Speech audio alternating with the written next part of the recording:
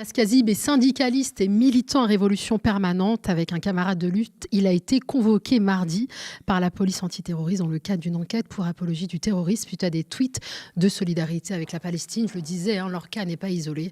Ces convocations s'inscrivent dans un processus de criminalisation des voix qui dénoncent le génocide perpétré par Israël à Gaza depuis le 7 octobre, dont peut témoigner Elsa Marcel, avocate qui assure la défense de nombreux clients accusés d'apologie du terrorisme.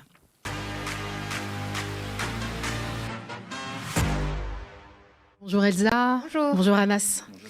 Anas, avant de parler de ton interrogatoire, est-ce que tu peux nous rappeler la teneur des messages publiés sur Twitter qui ont motivé l'ouverture d'une enquête contre toi pour apologie du terrorisme ? Principalement, ils évoquent un tweet et 3 posts retweetés. Une de la présidente de la Commission européenne. Qu'est-ce qu'il dit ce tweet ? En fait, elle appelle à un soutien clair à Israël de pouvoir se défendre. Et je dis, ils sont du côté du boucher. Il y a la position de Révolution Permanente dans notre article que j'ai retweeté. Et un tweet classique, de soutien sur la question de la colonisation, de l'apartheid, etc. Après, tout ça, sincèrement, c'est... Moi, je réponds à la question, mais c'est totalement bullshit, quoi. Peu importe ce qui avait été écrit, tout ça n'est que monté de toutes pièces.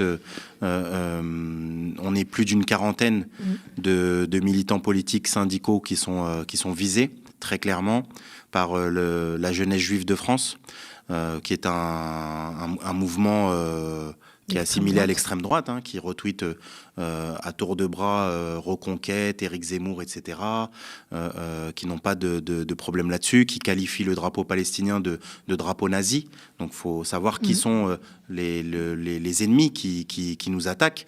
La question, c'est pas les tweets qui les intéressent, c'est qu'ils ont saisi la balle au bon, ils ont vu le contexte autoritaire, réactionnaire, pour pouvoir avoir ce terrain-là propice pour mener ces attaques. Je ne sais pas encore, et on ne sait pas qui est attaqué avec nous. On connaît certains, notamment des universitaires, qui pour l'instant gardent anonymement leur convocation. Mais très probablement, on parle de personnes comme Philippe Poutou, comme Jean-Luc Mélenchon, Thomas Porte, Daniel Obono.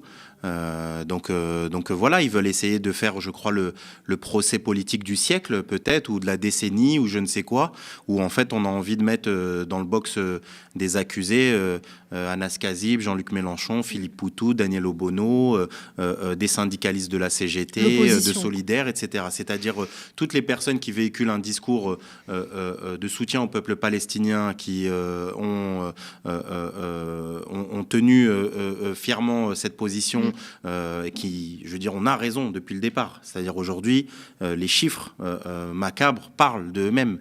L'ONU vous donne raison aussi. Donc, je veux dire, tout nous donne raison, des sociologues, des historiens, des chercheurs, des spécialistes. Je veux dire, on n'invente rien. On n'a pas. Moi, j'ai jamais été en Palestine. Je fais aucune recherche sur la Palestine.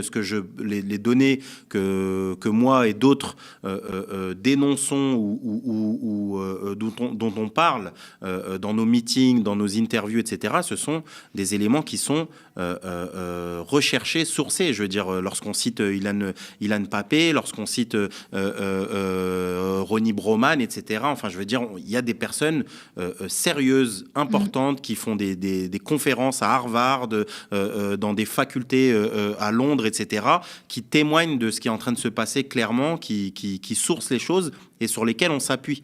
Et nous, ça nous vaut aujourd'hui des convocations pour apologie du terrorisme. Avec un camarade de lutte, tu as été entendu mardi par la police antiterroriste. Tu évoques un interrogatoire politique. Est-ce que tu peux nous expliquer ? Faut savoir qu'il y avait plus de 7 pages de questions. Surtout, on me demande mes liens avec Révolution Permanente, on me demande de savoir si je connais tel militant de Révolution Permanente, tel autre militant de Révolution Permanente, qui gère les réseaux sociaux, qui gère mes réseaux sociaux, etc. Enfin, on me pose des questions. Qu'est-ce que vous pensez d'Israël ? Qu'est-ce que vous pensez de Netanyahou ? Qu'est-ce que vous pensez du Hamas ? Qu'est-ce que vous pensez du Fatah ? Et à chaque fois, tu réponds ou pas ? Nous, la défense qu'on a fait, c'est qu'on a fait une déclaration claire, qui, je veux dire, est notre position politique et assumée.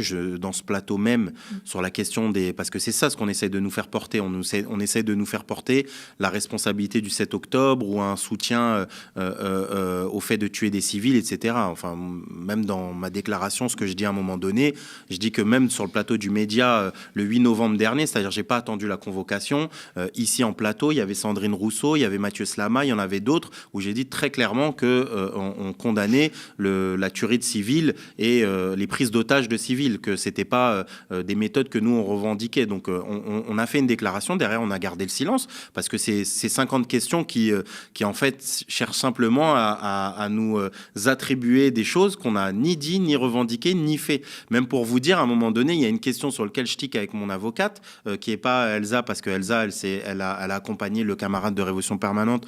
Moi, j'étais avec Roman Bartoli. Et à un moment donné, la question du policier, c'est donc, vous considérez que le Hamas est une organisation de résistance. La question juste avant, c'était, qu'est-ce que pour vous la résistance ? Je dis, sur les conseils de mon avocate, je souhaite garder le silence. Et la question d'après, il a déjà préempté, c'est-à-dire il a préparé une audition où il a préempté une réponse où il me fait dire, donc pour vous, la résistance, c'est le Hamas. Et je lui dis, c'est bizarre quand même, vous me demandez donc pour vous, alors que la question depuis 10 questions précédentes. Et puis il a vu qu'il était gêné quand même, parce que je lui dis, en fait, peu importe ce que je peux dire, vous avez déjà préparé les questions. Et puis il me dit, oh, je peux enlever donc et transformer. Je dis, mais transformez ce que vous voulez. Mais pour dire à quel point c'est éminemment politique, ce qui est en train de se passer. Éminemment violent, et que c'est pas, que je veux dire, c'est pas l'affaire de Anas Kazib. Très sincèrement, c'est pas mon affaire à moi. Comme je l'ai dit, j'ai cité, il y a d'autres militants qui ont été convoqués, d'autres qui vont être convoqués demain, et que la réalité, c'est qu'on essaye de mettre un coup de pression générale sur tous les soutiens au peuple palestinien. Il y a une situation profondément réactionnaire ici en France, d'accord ? Moi, je dis aux gens qui regardent cette émission, cherchez pas à être d'accord avec Anas Kazib. C'est pas l'objectif. Cherchez pas à être d'accord avec Jean-Luc Mélenchon ou avec Philippe Poutou ou je ne sais qui. La question, elle est pas là. Elle est une question de liberté démocratique, de liberté d'expression, de la possibilité d'être des opposants politiques, la possibilité d'incarner autre chose. Moi, je ne demande pas à Meir Habib d'être convoqué pour apologie du terrorisme. Je dénonce chacune des mots et des phrases qui sortent de sa bouche. Mais je ne demande pas que Meir Habib soit convoqué. Il défend l'État d'Israël, il défend la politique de Netanyahou, il dit que il est pour une politique qui est limite de messianique, quoi. Je veux dire, quand on dit c'est la Judée-Samarie, etc. Enfin, quand on utilise la Bible c'est vrai que c'est pas très laïque comme projet politique, je veux dire, mais je demande pas ça. C'est-à-dire, il est dans son, mais qu'on nous autorise à nous d'être des opposants politiques. Qu'on nous autorise à nous d'être opposés à Meir Habib, d'être opposés à Emmanuel Macron, etc. Et c'est ça ce qui est profondément dangereux aujourd'hui. C'est-à-dire qu'on essaye de nous faire taire. Quand on met 1 an ferme pour un tract de la CGT à Jean-Paul Delesco, 1 an de sursis, pardon, à Jean-Paul Delesco, 7 000 € d'amende pour un tract de la CGT, mais c'est profondément scandaleux. Pour moi, tout ça doit montrer que c'est une attaque large et de plein fouet qu'on est en train de tous se prendre, et que c'est pas juste une histoire, ouais, est-ce que ce mot-là, parce que, pourquoi je dis ça ? Parce que je veux pas que les gens tombent sur, ouais, mais ce mot-là, peut-être t'aurais dû le mettre avant, t'aurais dû peut-être mettre une virgule, t'aurais dû mettre peut-être deux. Après, non, je veux pas qu'on rentre là-dedans. Je considère que... Il y a des reproches qu'on t'a fait ?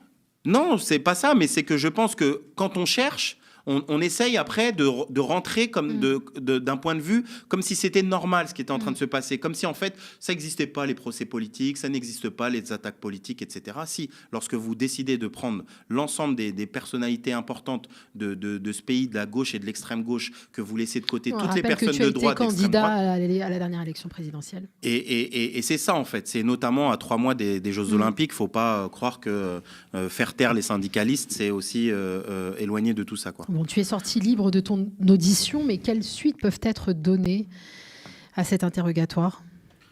Quelle suite, je sais pas. Moi, je pense qu'ils peuvent me reconvoquer une deuxième fois, peut-être. C'est un procès. Ils peuvent décider de faire un procès derrière pour apologie du terrorisme. Quand on voit là pour le cas du camarade de la CGT, Jean-Paul Delesco, c'est ce qui lui est arrivé. Je veux dire, c'est incroyable en fait d'en arriver jusque là. Et puis ça peut aller très loin.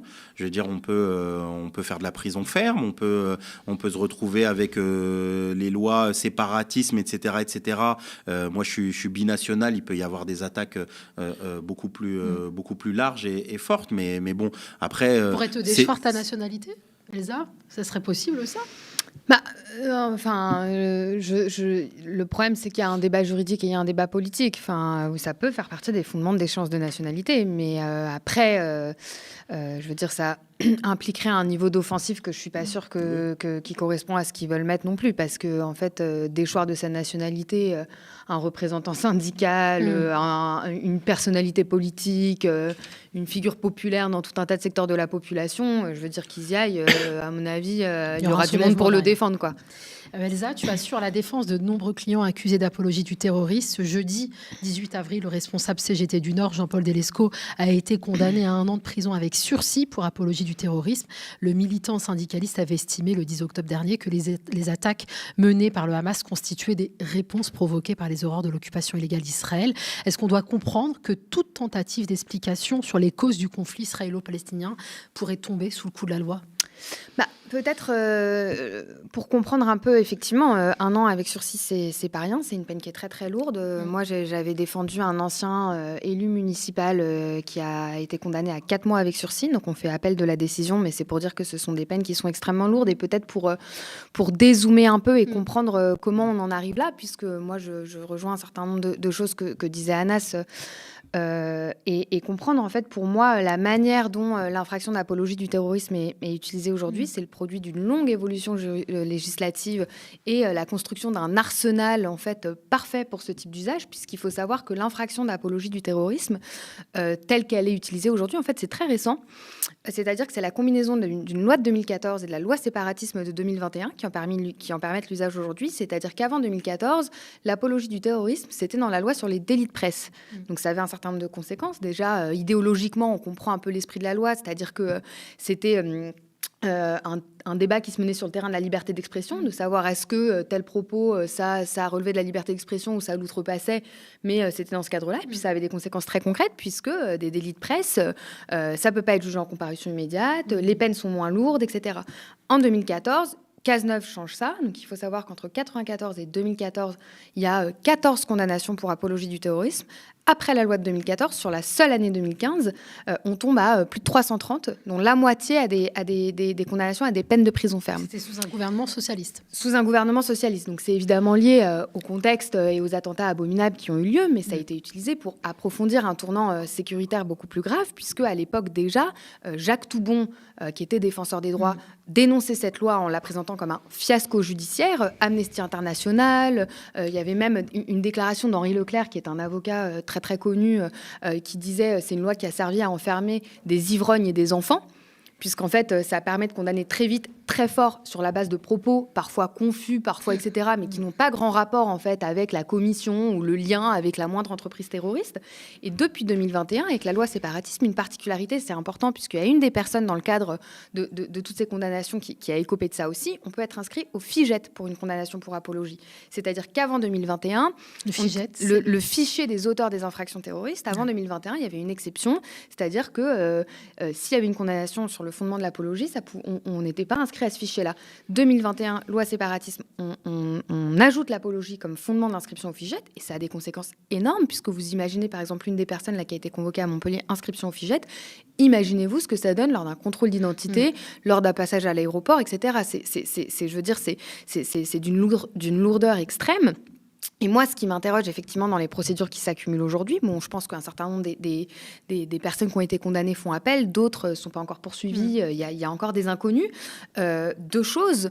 La première, c'est quelque chose qui est très très peu discuté quand même, et je m'étonne de ça, c'est qu'en 2022, donc c'est récent, la France a été condamnée par la Cour européenne des droits de l'homme pour son application de cette loi de 2014, en disant une chose très très claire, en appelant à un usage mesuré de la voie pénale, dans la mesure de la répression pénale, de la sanction pénale, dans la mesure où on est en fait sur le terrain de la répression de propos, et en disant, elle condamne la France, donc il faut quand même se rendre compte de ça, en disant la sanction pénale telle qu'elle est utilisée par cette loi, elle joue un rôle dissuasif vis-à-vis de l'exercice de la liberté d'expression. Donc c'est non seulement qu'elle condamne les gens, mais qu'en plus qu'elle met en place une espèce de chape de plomb sur le débat public, puisque les sanctions sont tellement lourdes que ça joue un rôle même dissuasif, quoi. C'était une invitation à abroger cette loi, ou au moins la réviser.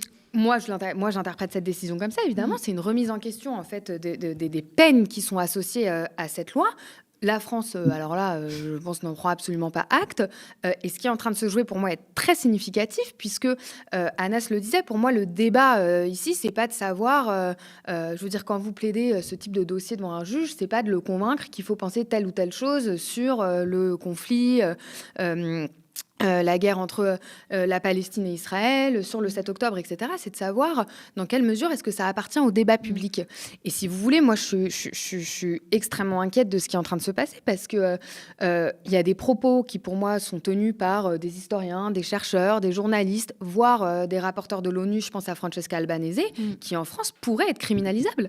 Je me souviens qu'elle avait tweeté, il y a eu une espèce de joute avec Emmanuel Macron au moment de l'hommage aux victimes du 7 octobre, où elle avait tweeté... Elle avait dit que c'est pas un pogrom, c'est ce que qu'elle avait dit. Je me rappelle plus je voudrais pas mal la citer, mais en gros, elle explique que ça s'inscrit dans un contexte colonial, tout en envoyant sa solidarité aux victimes.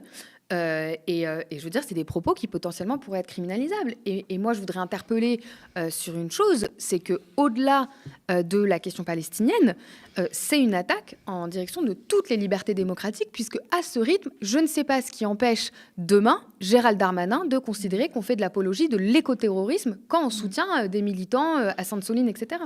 Alors on va continuer à parler de ces affaires pour apologie du terrorisme. Et nos collègues sont à Lille en ce moment et ils vont devoir quitter le rassemblement très vite. Donc on va leur donner la parole. Hier, Jean-Luc Mélenchon et Rima Hassan devaient donner une conférence organisée par l'association étudiante Libre Palestine au sein de l'université de Lille.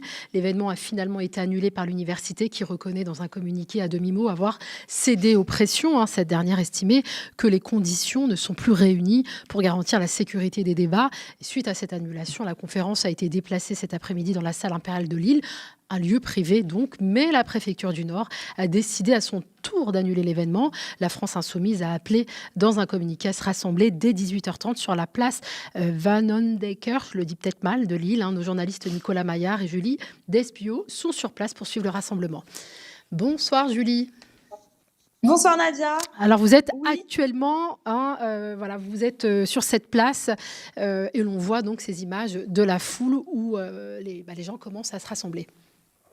Oui, c'est ça, nous sommes à Lille, donc à la place Van Ecker, où comme vous le voyez derrière moi, donc il y a une foule de personnes, plus d'une centaine de personnes sont présentes actuellement et plus d'1 millier de personnes sont attendues par les organisateurs. D'ailleurs, pour la petite anecdote, 1200 personnes étaient attendues lors des conférences qui devaient avoir lieu à l'université de Lille. Donc, les organisateurs attendent plus de personnes pour cet événement qui est ici à ciel ouvert.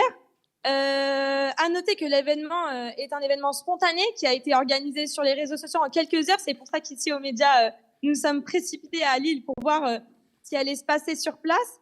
On nous a dit que cet événement a été déclaré par la préfecture, mais celle-ci n'a pas eu le temps de répondre, ce qui n'a pas empêché les militants insoumis de venir en masse, comme vous pouvez le voir autour de moi. Mais ils ne sont pas seuls, ils sont accompagnés des militants de lutte ouvrière, des jeunes communistes, de l'Union communiste libertaire, la CGT. Nous avons vu des drapeaux palestiniens, des militants étudiants de l'UNEF ou encore l'Union étudiante, la NPA, excusez-moi. Et nous avons donc parlé avec Isabelle qui s'est dit touchée par la participation d'autres mouvements politiques à cet événement. Le mot d'ordre de ce rassemblement est « Nous ne nous tairons pas, nous ne céderons pas ». Nous l'avons vu aujourd'hui, Manuel Bompard a tweeté, je cite, que cette censure sonne comme un acharnement totalement intolérable en pleine campagne électorale européenne, mais aussi un précédent extrêmement grave pour notre démocratie. Dans quelques minutes, juste derrière moi, Jean-Luc Mélenchon et Rima Hassan prendront la parole. Donc, ils reviendront sur la situation palestinienne, mais également sur la censure qui nous amène ici à Lille aujourd'hui. Ce discours sera retransmis en direct sur la chaîne YouTube de Jean-Luc Mélenchon. On a parlé avec quelques personnes donc présents sur place ici. On retrouve des éléments en langage commun avec les militants de la France insoumise. Par exemple, nous avons parlé à Jean, 19 ans, étudiant, qui nous a dit, je cite, « On est là pour montrer que les insoumis portent bien leur nom, que la censure ne nous fera pas taire, qu'ils ne peuvent pas annuler nos événements en pleine campagne. » Jean dénonce des pratiques autoritaires et antidémocratiques devenues tristement habituelles contre la France insoumise. Alors, en effet, ce n'est pas la première fois que Jean-Luc Mélenchon et la France insoumise voient leur conférence interdite. Oui, en effet, Nadia. Déjà en avril, à Rennes 2, une conférence avec Jean-Luc Mélenchon et Emma Fourreau, candidate elle aussi aux élections européennes, a été annulée pour cause de menaces islamistes.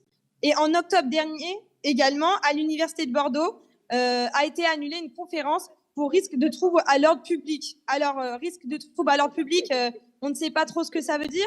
Aujourd'hui, on a pu lire l'arrêté de la préfecture qui parle de problèmes de sécurisation, de dérives antisémites ou encore de contre-manifestations. Comme vous pouvez le voir derrière moi, il y a une sacrée ambiance, de la musique. Je pense que Jean-Luc Mélenchon ne va pas tarder à parler. À chaque fois, en tout cas, les raisons de l'annulation de ces conférences sont des pressions extérieures au mouvement.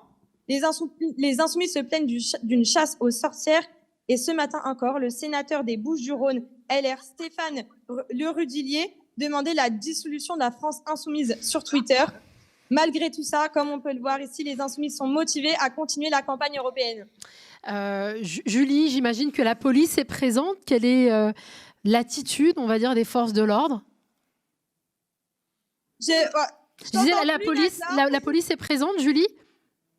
Il n'y a pas trop de présence policière, juste ce qu'il faut pour la sécurité, mais les insoumis et les manifestants sont assez tranquilles ici à Lille. Merci beaucoup, Julie Desbiot. Anna Selza, cette annulation de la conférence de Jean-Luc Mélenchon et Rima Hassan à l'Université de Lille, c'est une offensive grave contre le droit de réunion en pleine campagne des européennes. Un nouveau cap répressif vient d'être franchi par l'État dans la répression contre toute forme de Palestine, selon vous? Moi, je trouve c'est profondément scandaleux. Je veux dire, le propre même des meetings, c'est pouvoir avoir un discours politique opposé au discours du gouvernement. C'est-à-dire, aujourd'hui, ils utilisent les préfets, ils utilisent tout. Enfin, je veux dire, il y a un bloc réactionnaire profondément solide qui va de Macron jusqu'à Zemmour aujourd'hui. C'est ça. Il y a un bloc qui est clair là-dessus. Il y a un virage totalement à droite de l'ensemble des médias. Citez-moi un seul réfugié palestinien qui a pu s'exprimer une fois dans un média en 7 mois, d'accord, où les soutiens de l'État d'Israël, etc., peuvent s'exprimer régulièrement, des porte-paroles de l'armée, etc. De l'autre côté, les réfugiés palestiniens, les associations palestiniennes, AFPS, Euro-Palestine, on les entend et ici d'autres aux médias n'ont jamais été invités. Je veux dire, aujourd'hui, on voit même que des gens comme Dominique de Villepin, contre lequel on a lutté en 2006, il y a une fame autour de Dominique de Villepin parce que en fait c'est le seul personnage qui a le droit d'intervenir en disant 2-3 bricoles sur le peuple. Il a été accusé d'antisémitisme. Et encore, et donc c'est dire le niveau, c'est-à-dire qu'on n'a même pas le droit en fait en tant que personnalité de gauche, en tant que militant antiraciste, militant anti-impérialiste, etc., de pouvoir s'exprimer, et ça va avec tout. Je veux dire, il y a une dérive très dangereuse qui est en train de mener l'État. Moi, je pense que ça va se retourner contre eux. Je pense que ça va se retourner contre eux parce qu'on est en train de voir l'attitude du macronisme qui est totalement fragilisée depuis quelques années, qui est en train de jouer avec le feu. Et moi, je le dis, moi, je suis un militant marxiste. C'est-à-dire que moi, je suis militant révolutionnaire. Je suis pour en finir avec le système capitaliste. Mais je pense que les bourgeois, d'accord, savent pertinemment qu'il y a besoin, pour que leur système continue à perdurer, d'avoir un certain équilibre. Et quand vous fragilisez une personne qui fait 22% au premier tour, qui dit « moi, allez dans les urnes, votez, inscrivez-vous dans les urnes », vous allez vous retrouver avec des gens qui vont vouloir dépasser ça. D'accord ? Raymond Soubier avait dit à l'époque du mouvement des Gilets jaunes, il avait dit à Macron, attention Emmanuel Macron, parce qu'à force de ridiculiser les directions syndicales, vous allez vous retrouver avec des travailleuses et des travailleurs qui vont être beaucoup plus radicaux parce qu'ils vont comprendre que ça ne sert à rien, tout ce système institutionnel, et que les gens derrière, ils vont lutter. Et je pense qu'ils jouent avec le feu aujourd'hui. Alors malheureusement, ça se fait d'une manière très parfois qui peut apparaître démoralisante. C'est-à-dire aujourd'hui on a eu l'article du Monde où on voit qu'il y a des gens de la communauté musulmane qui quittent la France, qui vont vivre au Canada, à Dubaï, surtout au Maroc, depuis le 7 octobre. Qui ont un peu les moyens parce qu'il faut être bilingue, il faut avoir un certain niveau scolaire, etc. Je veux dire, quand tu es une femme de ménage ou quand tu es un cheminot ou un ouvrier chez Citroën, ça vaut pas vraiment le coup d'aller faire le ménage à Casablanca ou à Dubaï. Ça change rien du tout. Par contre, quand tu peux faire valoir tes diplômes et autres et travailler pour des grandes entreprises, ça peut encore se faire. Mais c'est-à-dire que derrière, on laisse énormément de gens subir et souffrir face à tout ça. Et je veux dire par là, pour moi, ce qui est en train de se passer, on l'a vu arriver avec Mariam Abou Daka, les manifestations. Je rappelle qu'on a mis des contraventions à des gens qui, il y a 7 mois, ils ont dit « on ne veut pas qu'il y ait de massacre ». On a mis des contraventions à des gens qui, il y a 7 mois, expliquaient qu'il allait avoir des dizaines de milliers de morts. Aujourd'hui, c'est assez incroyable et c'est totalement réactionnaire par rapport à tous les autres pays. Vous regardez ce qui est en train de se passer aujourd'hui aux États-Unis. Je veux dire, les soutiens de Donald Trump, plus de 54% des républicains aux États-Unis sont pour un cessez-le-feu immédiat. Plus de 80% des démocrates, les soutiens de Biden, sont pour un cessez-le-feu. Le porte-parole de la majorité démocrate au Parlement américain, d'accord, a expliqué à la tribune qu'il considérait que c'était, il trouvait normal que des gens se battent pour un seul État palestinien. La France a soutenu quand même le cessez-le-feu au Conseil de sécurité, a voté pour cette résolution. Mais pour moi, tout ça, c'est une mascarade, parce que de l'autre côté, en fait, ils font semblant. Macron fait des tweets sur les colis alimentaires qui sont parachutés au milieu de la mer et qui s'explosent par terre, etc. Ou qui tuent même des bénéficiaires. Et de l'autre côté, la réalité, elle est celle-là, elle est celle qu'on vit, c'est-à-dire l'interdiction de meetings, des syndicalistes qui prennent des peines de prison avec sursis, etc., des convocations. Enfin, je veux dire, c'est assez terrible. Et moi, je suis profondément choqué par ce qui est en train de se passer, mais je le dis avec colère, mais pas avec résignation, parce que je pense que la deuxième phase, là, c'est qu'il va falloir qu'on fasse front. Moi, je suis prêt je le dis à ce micro, à discuter avec Jean-Luc Mélenchon, avec Philippe Poutou, Olivier Besancenot, Nathalie Arthaud, tous les représentants des directions politiques, syndicales, etc., qu'on fasse un front. L'heure est à la réconciliation. Parce que moi, l'année dernière, il y avait des casserolades. Il y avait des casserolades où les gens, les ministres, ils osaient même pas sortir du TGV, où des ministres annulaient dans leur agenda, où on savait même pas, en fait, où était terré Emmanuel Macron, où il y avait 3 millions de personnes dans les manifestations parisiennes. Il y avait un niveau de radicalité qui s'exprimait. Et c'est incroyable de se dire qu'un an plus tard, jour pour jour, on se retrouve avec des meetings de candidats à la présidentielle qui ne sont pas annulés une fois, mais à de multiples reprises. C'est-à-dire qu'on utilise en fait tous les artifices et toutes les institutions pour empêcher d'avoir la moindre opposition sur la question du soutien au peuple palestinien. Et pour moi, ça, c'est inadmissible. Et ça, au-delà de le dénoncer, je pense qu'il va falloir commencer à faire front et peu importe nos désaccords, peu importe les stratégies, les revendications qu'on a diverses et variées, je pense qu'il faut voir qu'est-ce qui nous réunit aujourd'hui. Et je pense qu'on est tous attachés, que ce soit Jean-Luc Mélenchon, Philippe Poutou, moi, Nathalie Arthaud ou d'autres, je pense qu'on est tous attachés à la question de la liberté démocratique dans ce pays. Pas Fabien Roussel ? Comment ? Pas Fabien Roussel. Après, je ne sais pas si Fabien Roussel, il fait partie des gens qui sont convoqués pour apologie du terrorisme. Moi, c'est pas ma tasse de thé. Mais bon, je veux dire par là, après, les fronts, on les fait pas toujours avec les gens avec qui on est d'accord sur tout. Mais je veux dire, pour moi, il faut faire un front large avec toutes les personnes qui considèrent que la situation aujourd'hui, elle est anormale, autoritaire, et qu'on ne peut pas, en fait, laisser Emmanuel Macron servir la soupe. Parce que là, pour moi, il prépare le terrain à Bardella et Le Pen. D'accord ? Ils préparent le terrain. Parce que, nous appelleront après pour faire le barrage républicain. Quelle va être la différence, en fait, avec Le Pen ?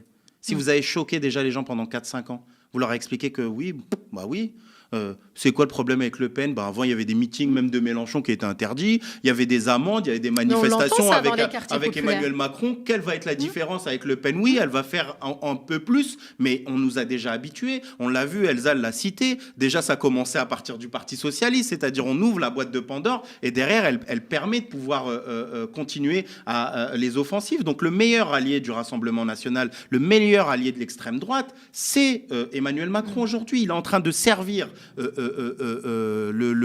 la victoire en 2027 sur un plateau d'argent. Je veux dire, Bardella, il est zen. Il peut dire ce qu'il veut sur les plateaux télé. Les gens, leur parti a été fondé par des Waffen-SS. Ils sont acclamés dans des manifestations contre l'antisémitisme. Moi, mon grand-père et mon grand-oncle, ils ont pris des impacts d'obus, des éclats d'obus, etc. Je suis déjà venu sur ce plateau. Moi, mon grand-père, il a traversé la Méditerranée ici pour sauver ce pays, pour lutter contre le nazisme, pour lutter contre l'antisémitisme. Et moi, si je devais regarder mon grand-père aujourd'hui, je lui dirais, ton petit-fils, il est convoqué pour apologie du terrorisme. Mais ceux qui ont été fondés par les SS, eux, il n'y a pas de problème, ils peuvent aller chez Apolline de Malherbe tous les matins et expliquer à quel point ils sont fantastiques et à quel point ils vont continuer à faire mal aux Noirs et aux Arabes de ce pays-là.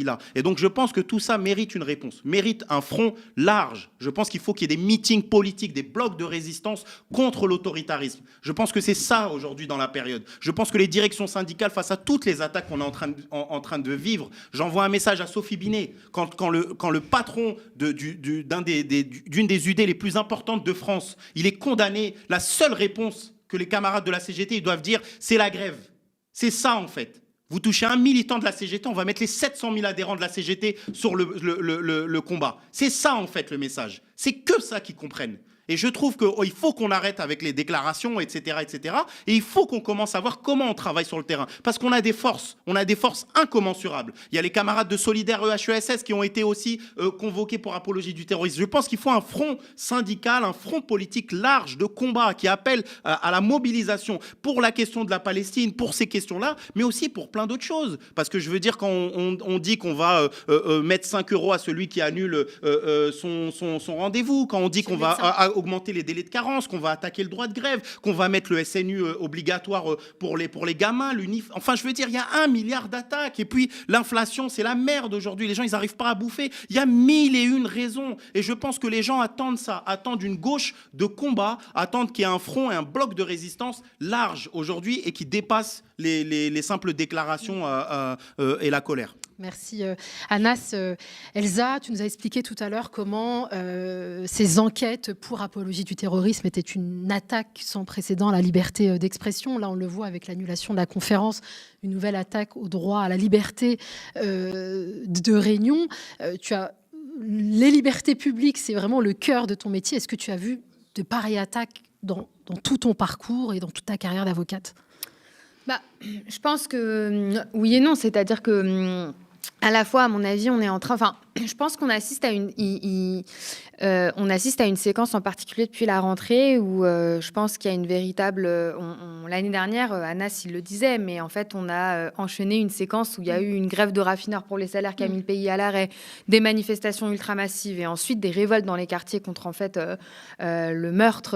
Il y a un policier qui est mis en examen pour le meurtre d'un jeune adolescent et on s'est retrouvé avec un gouvernement ultra à la défensive, attaqué sur tous les terrains, énormément de secteurs de la population qui se soulevaient, etc. Et je pense que la séquence à laquelle on assiste en particulier depuis septembre, c'est un contre-feu sur tous les terrains. On a entamé la rentrée avec l'interdiction des abayas à l'école. Donc ça a été une situation délirante où il y a eu tout un tas de jeunes femmes musulmanes à qui on a refusé l'entrée de leur école. D'ailleurs, en décrétant que, puisqu'elles étaient musulmanes ou assimilées, ce qu'elles portaient, c'était pas un kimono, c'était une abaya, qu'elles devaient rentrer chez elles et se rhabiller. On a assisté aussi, et je tiens à le rappeler, à des vagues de condamnations extrêmement importantes à l'encontre de jeunes, de mineurs. Et on voit ressurgir maintenant les débats qu'on avait après les révoltes pour Naël, de dire est-ce qu'il faut des comparutions immédiates pour les mineurs ? Est-ce qu'il faut réprimer les parents d'enfants de quartiers populaires parce que leurs gamins seraient indisciplinés, etc., avec des enfants et avec des très jeunes adultes qui sont aujourd'hui en prison pour des vols de canettes de Red Bull ou des recels de paquets de gruyère. Enfin, je veux dire, pour aussi des faits de cet ordre. Et je pense que l'offensive, elle est aussi à la mesure, dans le sens de ce que disait Anas, c'est pas juste un rouleau compresseur unilatéral, c'est-à-dire qu'elle est aussi à la mesure des capacités de notre camp social en mouvement.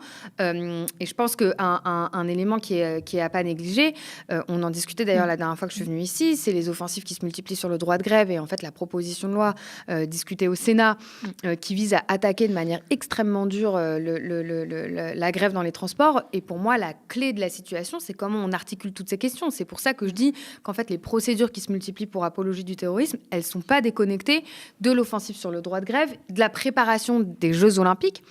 Ça, je pense que c'est quelque chose de fondamental. Il faut comprendre que ce qu'ils sont en train de faire, ils sont en train d'essayer de pousser les murs des prisons. Ils en discutent ouvertement de savoir comment ils vont réussir à faire rentrer tous les jeunes qui vont condamner, à dire qu'ils vont doubler les gardes à vue, qu'ils vont tripler les jeunes condamnés pour quoi ? Pour apologie du terrorisme ? Non, pas pour apologie, pardon, à l'approche des JO. C'est-à-dire que toutes les opérations place nette, toutes les condamnations en fait qui sont en train d'exister partout dans le 93, mais pas que, pour préparer les Jeux Olympiques. Enfin, je veux dire, il y a des gens, les vendeurs à la sauvette de Saint-Denis, aujourd'hui, ils prennent des peines qu'ils n'auraient jamais pris il y a 2 ans, enfin, qui visent vraiment à préparer le terrain des Jeux Olympiques, qui sont des Jeux Olympiques qui interviennent dans un contexte d'une instabilité sociale forte, d'une raclée électorale, a priori, que la Macronie va prendre à l'occasion des européennes, et avec une énorme crise et un sentiment de détestation très, très, très important. Donc, eux, en fait, ce qu'il leur reste pour diriger ce pays, c'est évidemment la matraque, la répression, la police, et en même temps, ça a un coût politique. C'est ça qui est contradictoire, parce qu'un dernier mot sur on parlait de l'interdiction, mais on a interdit de manière quasi absolue les manifestations de solidarité avec la Palestine, en fait, au début du mois d'octobre. La manifestation de dimanche à venir, elle est également interdite. La manifestation du 21 avril. Du 21 avril contre l'islamophobie et le racisme, en partie avec un axe qui est celui un peu de la protection des enfants des quartiers populaires, etc. L'arrêté d'interdiction est délirant. Il a notamment 2 fondements. Le premier, c'est de dire que ça parle de crimes policiers et que comme le terme de crime policier est évoqué, ça risquerait de générer des tensions, des incitation à la haine des policiers. Voilà, c'est expliqué un peu de cette manière-là. Et la deuxième, c'est que ça dénonce le génocide à Gaza et encore une fois, que ça perturberait l'ordre public. Donc, je veux dire, pour moi, la situation, il faut aussi... je pense que d'un côté, oui, pour moi, c'est une offensive extrêmement grave et je suis d'accord avec l'interpellation que formule Anas, qu'il faut comprendre que, certes, peut-être que là, ils centrent leurs attaques, ils ciblent leurs coups sur les soutiens à la Palestine, mais demain, ce sera tout le monde. Je veux dire, on a vu la manière dont ils ont utilisé aussi les dissolutions d'associations. Ils ont commencé par le CCIF et en fait, ils étendent ça à absolument toutes les organisations du mouvement social, que ce soit des organisations antifascistes, des organisations de solidarité avec la Palestine, des organisations écologistes. Le Conseil d'État a mis un coup d'arrêt à certaines d'entre elles. Mais je veux dire, évidemment que si aujourd'hui, on peut condamner aussi massivement des syndicalistes à 1 an de prison avec sursis, il faut prendre la mesure de ce que c'est. C'est pas une petite peine, c'est très très lourd. 1 an de prison avec sursis, c'est évidemment des gens qui ont des... Enfin, je me suis pas occupée du dossier, je le connais pas, je voudrais pas dire de bêtises, mais en tout cas dans ce type de situation, il y a quand même beaucoup de personnes qui ont des casiers vierges, etc. On prend pas 1 an de prison avec sursis, pour des propos si facilement. Pour moi, c'est des peines très lourdes. Donc je veux dire, il faut se rendre compte en potentiel ce que ça veut dire pour le reste. Voilà, pour un tract syndical. On va chercher le secrétaire, mais en fait, il faut se rendre compte de ce que ça ça peut vouloir dire pour l'ensemble du mouvement syndical, politique, associatif. Quand on voudra faire grève pendant les Jeux Olympiques, par exemple. Et je pense que c'est la raison pour laquelle il faut effectivement un front extrêmement large qui s'oppose à l'ensemble des offensives sécuritaires, liberticides, autoritaires auxquelles on assiste, qu'elles frappent le droit de grève des cheminots, qu'elles frappent la liberté d'expression ou qu'elles frappent le droit de manifester. Parce que vous, clairement, à Révolution Permanente, vous faites le lien entre la criminalisation des voix en soutien à la Palestine et la volonté du pouvoir d'envoyer un message répressif au mouvement ouvrier à un un mois et demi des Jeux Olympiques. Il y a de ça, et puis il y a la volonté de corriger, en fait, de rendre les coûts des 5 dernières années. Je veux dire, on est dans un pays dans lequel le Phuket a été brûlé. Enfin, moi, des fois, quand je vois cette séquence-là, j'ai des paillettes dans les yeux quand je repense à certaines autres séquences, et en même temps, je me dis, c'est incroyable comment les choses, elles peuvent basculer très vite lorsqu'on laisse l'espace. Je veux dire, moi, je me rappelle de scènes, le 1er décembre, je remonte l'avenue des Champs-Élysées à 8h du matin, il y a déjà des Porsche à moitié sur le dos, etc., avec des gens qui, pour beaucoup, c'était la première fois que les agriculteurs peuvent encore faire aujourd'hui. L'avenue des Champs-Élysées, je veux dire, il y a eu un niveau de radicalité qui, aujourd'hui, il ne faut pas nier que le gouvernement d'Emmanuel Macron, il veut régler le compte. Il y avait le quoi qu'il en coûte. Aujourd'hui, il faut que tout le monde passe à la caisse, parce que c'est une combinaison. On n'a pas le temps de l'évoquer là, parce qu'on parle autour de la question de la Palestine. Mais nous, en tant que militants politiques, on voit aussi comment, derrière la nécessité pour le gouvernement de commencer à attaquer sur l'austérité, etc., le chômage, ça prépare ça. Aujourd'hui, il faut savoir que le gouvernement, il doit faire rentrer plusieurs milliards d'euros. Pour l'instant, on dit qu'il s'attaque à ce qu'on qualifie de précariat, c'est-à-dire aux chômeurs, aux gens en ALD, les gens qui ont des difficultés. On voit comment le gouvernement, il hésite encore, il tâtonne à voir comment il peut attaquer de front et de face, le mouvement ouvrier. Parce que même si la réforme des retraites, elle est passée, on a tous parlé un peu de défaite à la Pyrrhus, de victoire à la Pyrrhus, c'est-à-dire que ça lui a quand même coûté vachement d'opposition dans la rue. Mais aujourd'hui, c'est comme si je vous mets un coup de poing et que vous répondez pas. Qu'est-ce qui m'empêche de vous en mettre un deuxième? Et quand je vous en ai mis un deuxième, vous répondez toujours pas. Qu'est-ce qui m'empêche d'en mettre un troisième? Et je pense que c'est ça. Si je suis Emmanuel Macron et je suis Gérald Darmanin, mais je dis, mais ils sont fantastiques ces gens-là. J'annule leurs conférences et je les emmerde. J'annule leurs meetings et je les emmerde. Je les envoie en garde à vue et je les emmerde. Et il n'y a personne qui réagit. Alors qu'il y a un an en arrière, ils étaient tous dans la rue. Et je pense il y a une grosse répression policière. Est-ce qu'elle l'effraie pas, justement? La répression policière, bien sûr, elle effraie. Bien sûr, elle effraie. Mais je pense qu'on a les solutions pour pouvoir changer les choses. Et je pense qu'on est des responsables politiques, syndicaux, etc. Et on a cette responsabilité aussi, c'est de commencer à esquisser un plan de bataille, esquisser une stratégie pour sortir de ça. Sinon, c'est quoi en fait? Quel message on envoie aux gens? Ça y est, Marine Le Pen, elle est là en 2027, faites vos bagues. Qu'est-ce qu'on répond en fait? Oui, c'est comme ça, on peut annuler des meetings de Jean-Luc Mélenchon, habituez-vous. C'est ça le discours qu'on doit faire? Va falloir qu'on trouve des solutions. Moi c'est ça la deuxième mi-temps pour nous. Je veux dire, aujourd'hui, je pense qu'on s'est laissé dans une situation un peu réactionnaire du départ, où on s'est dit, bon, comment on essaye d'intervenir, comment on essaye de réagir. Il y a eu des pressions terribles. Moi, j'étais venu ici, j'avais déjà témoigné mon soutien à Jean-Luc Mélenchon sur l'histoire de Rutel Krief, sur le fait qu'on l'accuse d'antisémite, etc. Enfin, je veux dire, c'est assez dingue quand même, dissoudre la France Insoumise. Ils veulent même dissoudre l'ONU. Ils ont fait un bandeau à BFM TV. Doit-on dissoudre l'ONU? Je veux dire, il n'y a pas de limite. Il n'y a pas de limite. Ces gens-là, si nous ne leur fixons pas quelles sont leurs limites, et de leur expliquer que vous êtes la minorité. N'oubliez jamais que vous êtes la minorité. Et je pense, c'est pour ça que vraiment, c'est pas un discours gauchiste ou je ne sais quoi. Je nie pas une seule seconde les difficultés, le poids des défaites. C'est pour ça que souvent, nous, on nous attaque à Révolution Permanente. On dit, vous êtes dur un peu sur les directions syndicales, la bureaucratie, etc. Quand même, il y a autre chose. Nos ennemis, c'est... Non, parce qu'on sait très bien que le poids des défaites derrière, il se paye 100 fois plus. Parce que quand les gens, ils ont perdu, ils sont dégoûtés, ils considèrent que la lutte, ça ne sert plus à rien du tout. Et donc moi, mon discours, c'est pas de dire aux gens, essaye d'apprendre l'anglais ou apprends l'espagnol pour aller vivre en Argentine, au Brésil ou à Dubaï. Mon objectif en tant que militant, c'est de dire aux gens, on a certes perdu, mais tirons les bilans pour voir comment on peut y arriver. Et je suis profondément convaincu que si demain dans ce pays, les cheminots, les raffineurs, l'énergie, les gaziers, les hospitaliers, les aides-soignants, etc.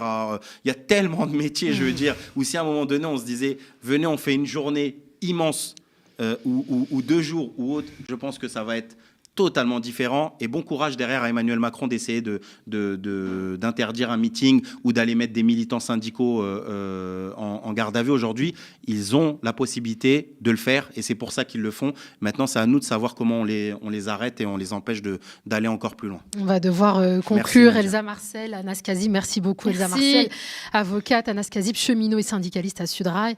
Vous êtes tous les deux militants à Révolution Permanente. Donc pour conclure, c'est un appel à la concertation que vous lancez ici ce soir aux médias à destination du NPA, de la France Insoumise et de Lutte Ouvrière. Les forces politiques, syndicales, associatives, les soulèvements de la terre, les Alternatiba et tous les autres. Enfin, on peut faire un bloc d'une force et d'une vigueur. L'appel est importante. lancé pourvu qu'il soit entendu. Encore merci à vous deux. Nadia.